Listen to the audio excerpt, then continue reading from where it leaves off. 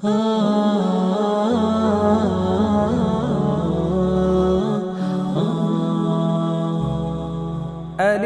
لام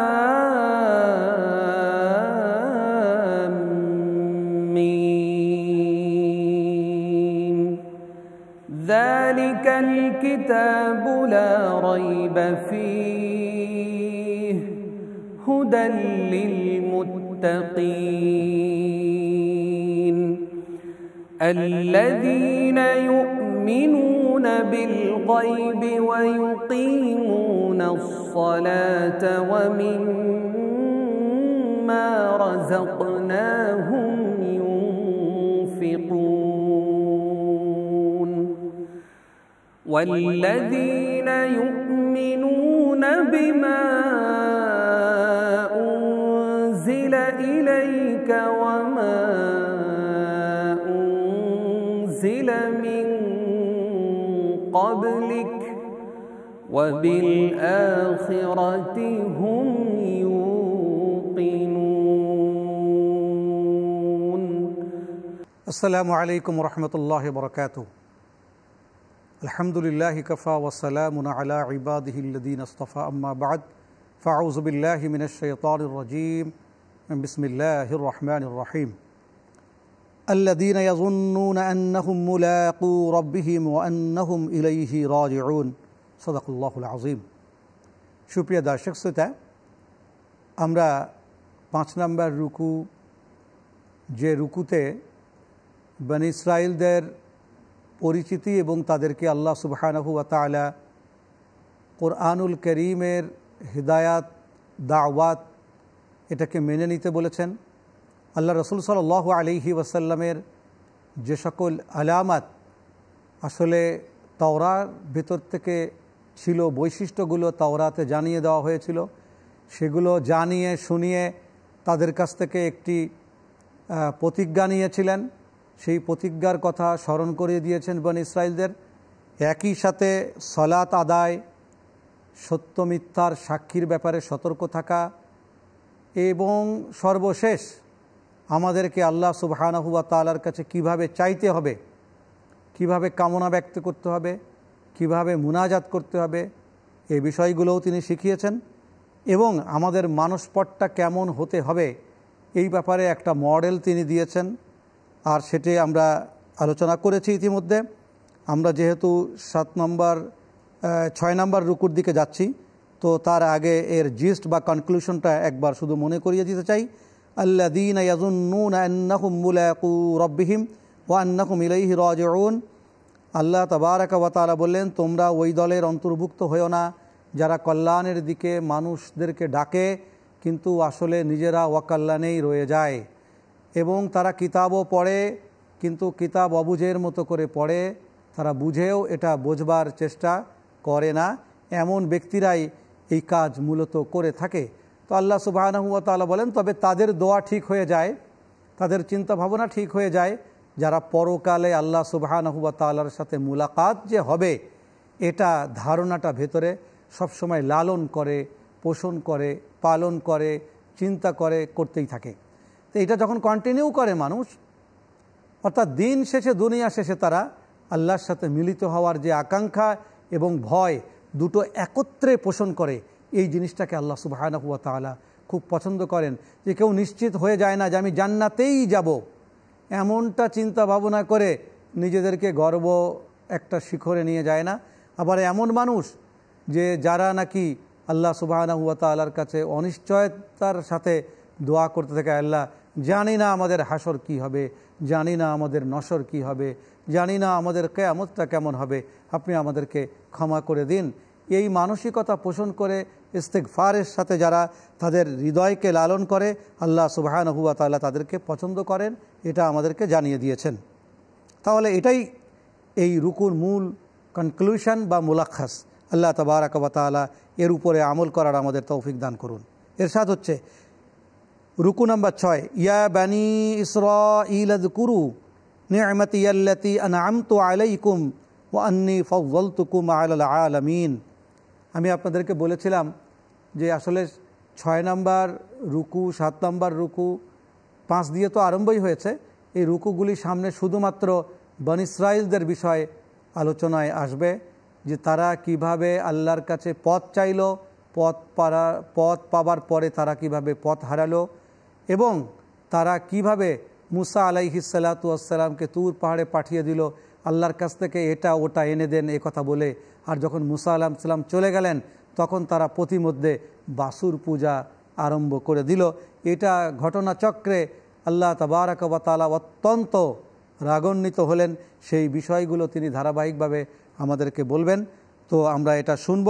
এখন আরম্ভ হচ্ছে, ইয়া বানি ইসরাঈল আযকুরু, হে বানি ইসরাঈল তোমরা স্মরণ করো, নি'মাতি আল্লাতী আন'আমতু আলাইকুম, আমার ওই নিয়ামত সমূহ যা আমি তোমাদেরকে দান করেছি, ওয়া আন্নী ফাদ্দালতুকুম আলাল আলামিন। দুটো বিষয় এখানে আলোচনার দাবি রাখে সম্মানিত হাজিরিন। এক, বনী ইসরাঈল জায়গায় জায়গায় তারা খুঁটি গাড়ছিল, কলোনি সৃষ্টি করছিল, সম্প্রদায়কে তারা আবাদ করছিল। কিন্তু কিছুদিন পর যখন তারা সেখানে এক একটা করে অন্যায় করে বসে, অপরাধ করে বসে, আল্লাহ সুবহানাহু ওয়া তাআলা তাদেরকে এখান থেকে আবার হিজরত করাচ্ছিলেন। এইভাবে তারা স্থায়ী হতে পারছিল না।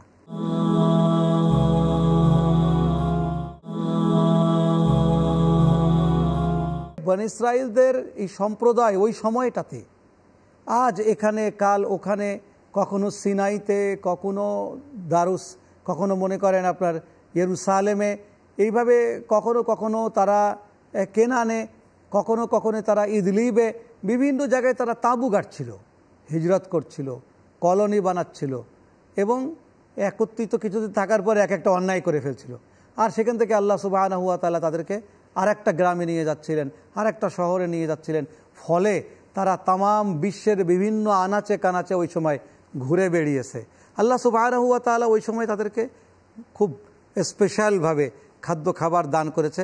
অনেকে বলে থাকে যে আসলে খোদ ইহুদি সম্প্রদায়ের অনেকেই তারা বলে থাকে যে আল্লাহ সুবহানাহু ওয়া তাআলা দুনিয়াতে তাদেরকে রেখেই একমাত্র জান্নাতি বা আসমানি ফাস্ট ফুড খাইয়েছেন, যেটা রান্না করা লাগতো না, কোনো কিছু করা লাগতো না, তারা পেতেন আর খেতেন, এটা করা লাগতো তাদের। তো সুতরাং তারা কিন্তু এরকম চমৎকার একটা আল্লাহ সুবহানাহু ওয়া তাআলার পক্ষ থেকে নিয়ামত তো প্রাপ্ত হয়েছেই, ফলশ্রুতিতে আল্লাহ জাল্লা শানুহু আম্মা নওয়ালুহু তাদেরকে এক ধরনের স্পেশাল মেধা ও মননশীলতা, জ্ঞান এবং বিজ্ঞান এগুলো দান করেছেন। যেহেতু তাদের কোনো জায়গায় শেকড় ছিল না, তারা হিজরতের উপরে ছিল। শেকড় গাড়লে, গ্রাম পেলে, বাড়ি পেলে মানুষ করে কি ওই জায়গায় স্থায়ী হয়ে যায়, আর স্থায়ী হয়ে গেলে পরকালকে একটু দুর্বল ভাবতে শুরু করে। কিন্তু বনী ইসরাঈলদেরকে আল্লাহ বিভিন্ন জায়গায় নিয়ে গেছে। মোটামুটি একটা হিসাব কষলে দেখা যায় যে তাদের এই সময়কার যে ম্যাপ, পরিভ্রমণের যে ম্যাপ, এটা প্রায় 19টা জায়গায় বিদ্যমান। এটা কিছু কোরআনে এসেছে, কিছু তাওরাতে এসেছে, কিছু বাইবেলেও এসেছে অলরেডি। তো এগুলো এসেছে আর কি। তো তাতে করে আমরা দেখতে পারি যেটা, যে বনী ইসরাঈল কোনো এক জায়গায় ছিল না, তারা বিভিন্ন জায়গায় ছিল। এতে করে যারা দিনদার, আল্লাহ সুবহানাহু ওয়া তাআলা তাদের দ্বীনি হালাতকে অনেক মজবুত করে দিয়েছিলেন। কিন্তু বনী ইসরাঈলদের একটা সমস্যা হচ্ছে যে যখন তারা দ্বীনকে পলিটিক্যালি ইউজ করেছে তখন তারা খুব জঘন্য কাজ কারবার করেছে এবং শয়তানের একেবারে খেলনায় পরিণত হয়েছে। আজও আমরা দেখতে পাই ইয়েরুসালেমে বা আপনার বাইতুল আকসার, মসজিদে আকসার কাছে তারা এসে অবস্থান নিয়েছে, কিন্তু পলিটিক্যালি তারা যখন বিগড়ে যায় তখন মাসুম বাচ্চাদেরকেও হত্যা করতে তারা একটু দ্বিধা করে না। এতে করে বোঝা যায় যে আসলে তাদের ভিতরে দ্বীনকে যখন তারা পলিটিক্যালি নিয়ে গেছে তখন চরম তারা ধৃষ্টতা প্রদর্শন করেছে। তবে এ কথাও সত্য সম্মানিত হাজিরিন যে ঈমান ও আমালের অনেক দিক থেকে ইহুদিদের সাথে আমাদের তুলনামূলক সামঞ্জস্য অনেক বেশি, অনেক বেশি। খাদ্য খাবারের ব্যাপারে তারা হারাম হালাল অনেকটা মেনে চলার চেষ্টা করে, পর্দা মেনে চলার চেষ্টা করে, অনেক কিছুতেই কিন্তু আমরা অনেক কাছাকাছি। এর অন্যতম কারণ যে সেমেটিক রিলিজিয়ান। আল্লাহ যেখানে মুসলমানদের নাম নিয়েছে সেখানেই নাসারাদের নাম নিয়েছে, সেখানেই ইহুদিদের নাম নিয়েছে, যার একটা অর্থ হচ্ছে এই তিনটে ধর্মকে আল্লাহ সুবহানাহু ওয়া তাআলা একটা প্যাকেজের মধ্য দিয়ে দেখেন, কিন্তু চূড়ান্ত, ফাইনাল, পরিশীলিত, শাশ্বত এটা হচ্ছে ইসলাম। এজন্য আল্লাহ এখন দেখতে চান যেটা আমার পক্ষ থেকে সর্বশেষ গেছে সেটাকে তোমরা আঁকড়ে ধরো, কিন্তু পিছুটান বনী ইসরাঈলদেরকে আজও ছাড়ে না। পশ্চাৎমুখিতা তাদেরকে আজও ছাড়ে না। ফলশ্রুতিতে ধৃষ্টতা তাদের আজও রয়ে গেছে, মিথ্যাচার আজও রয়ে গেছে, বিড়ম্বনা আজও রয়ে গেছে, এবং সেটা চলছে তো চলছেই। এই ব্যাপারে সামনে অনেক কথা এসেছে, তখন আমরা বলবো। আপাতত আল্লাহ যা বলছেন তা আমরা বলি।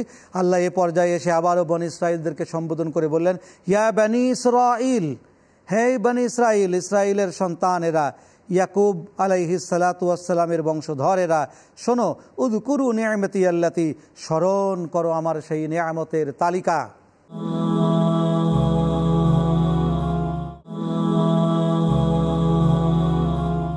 আনআমতু আলাইকুম, যা আমি তোমাদেরকে দিয়েছিলাম।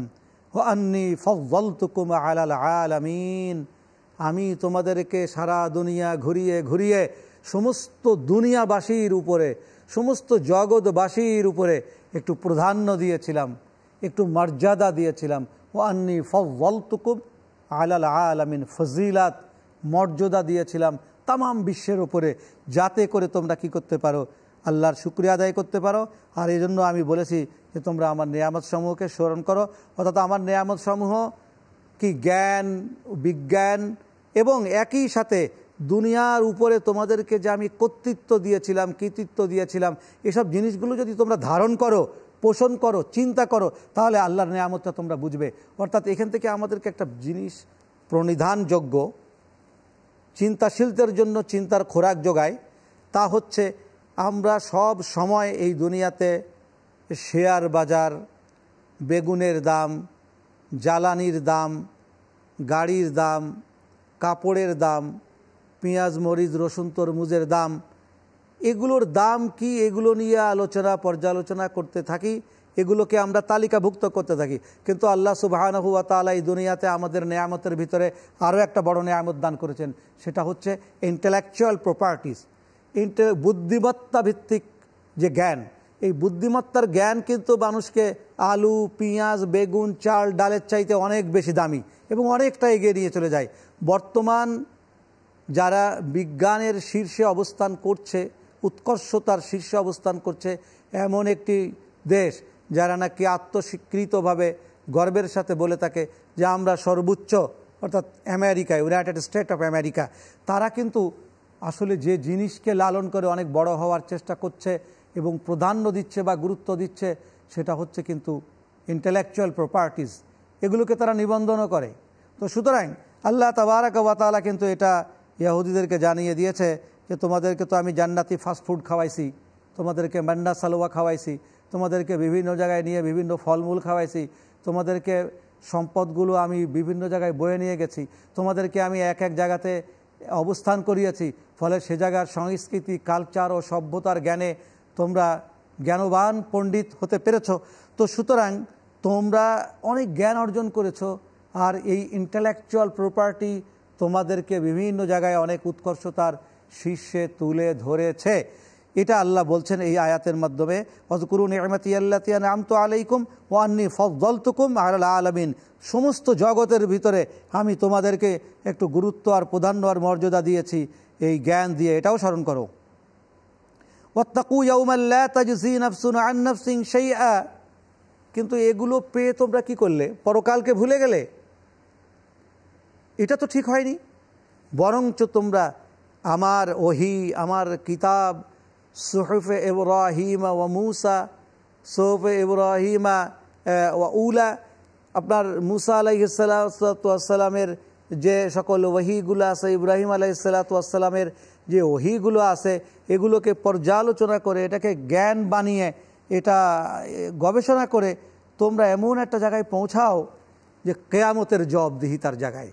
কারণ কিয়ামতের ব্যাপারটা তো এমন, ওয়াত্তাকু ইয়াওমা, সেই দিনকে ভয় করো, সেটা এমন একটা দিন, লা তাজজি নাফসুন আন নাফসিন শাইআ, অর্থাৎ সেদিন কারোর প্রতিদান, কারোর পরিণাম, কারো কোনো কাজে আসবে না।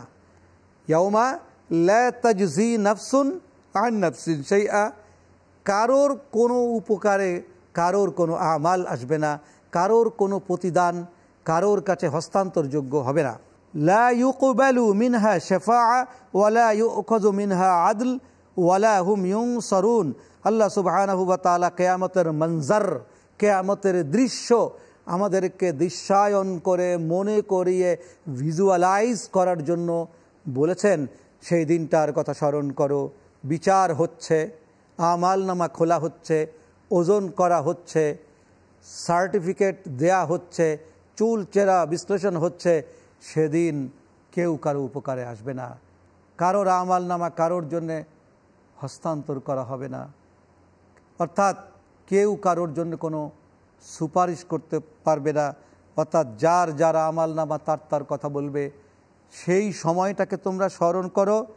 আর তোমরা আল্লাহ তাবারাক ওয়া তাআলার ওই যে বিচার ব্যবস্থা, আদলুম ওয়ালা হুম ইউনসারুন, এমন এক বিচার ব্যবস্থা যেখানে তোমরা কোনো ওকিল নিযুক্ত করতে পারবে না, সেখানে তোমরা কারো কোনো ঘুষ দিতে পারবে না, সেখানে উপঢৌকন দিতে পারবে না। এবং এই ব্যাপারে যারা আসলে দুনিয়াতে দ্বিমত করে, তারা না ওয়াকিফ ছিল, অজ্ঞ ছিল, অবজ্ঞা করেছে, তারা কোনোভাবেই সেদিন উপকৃত হবে না। যেদিন উপকৃত হওয়ার মতো অন্য কোনো মাধ্যম থাকবে না, সেদিনের কথা ভয় করে, সেদিন মুক্তি চেয়ে, সেদিনের জন্য পরিত্রাণ চেয়ে আল্লাহ সুবহানাহু ওয়া তাআলার কাছে আসুন। আমরা সবাই আল্লাহর কাছে হাত তুলে বলি, আয় আল্লাহ মাগফিরাত নসিব করুন, আল্লাহ আমাদেরকে ক্ষমা করুন। সেই দিন যেদিন কেউ কারো হবে না, সেদিন আমাদের নাজাতের ব্যবস্থা করুন। আমাদেরকে ক্ষমা করে দিন, আমাদেরকে ক্ষমা করে দিন। আরও এ বিষয়ে সামনে চোখ রাখতে চ্যানেল লাইনের পর্দায় চোখ রাখুন। সওগাতে কোরআনে অপেক্ষা করুন, কোরআনের সাথে থাকুন। ওয়া আখিরু দাওয়ানা আনিল হামদুলিল্লাহি রাব্বিল আলামিন।